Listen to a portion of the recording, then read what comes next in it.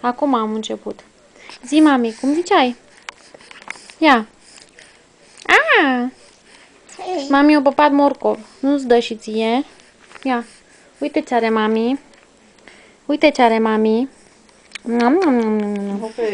Morcov. Deja a uitat. Morcov. Uite, mami, uite. Morcovul.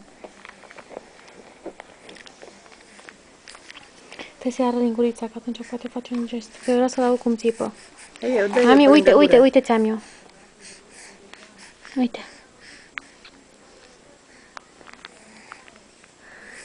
Ce are, mami? Ce ai păpatul bun de acolo? Zi! Cum ai zis mai înainte? Hai! Mami vrea să te filmeze. Să râzi tu un pic mai târziu. De ce zici? Da? Ce-a fost asta? Mai vrei? Să facă mamei mai mult morcov? Da? Ce dă mami acolo? Ce dă mami la băiat? Zi!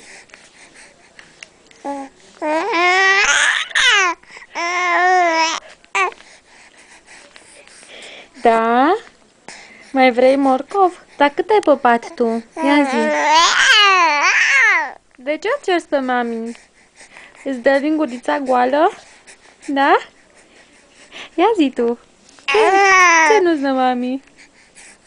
Ce nu-ți dă mami ție? Ce să se ducă să-ți mai dea? Morcov?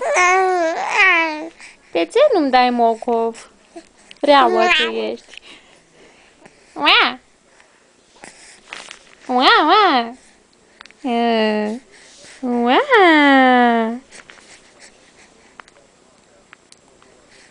Hai, mai zi ceva.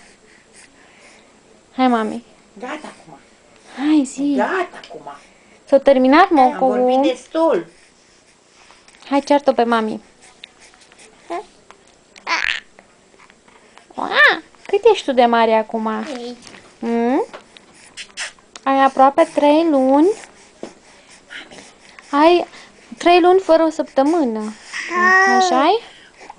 Wow! Și uite ce certăreț ești tu. O cerți pe mami, nu te lași. Așa. Uite ce zice bunii. Ia, ce zice bunii?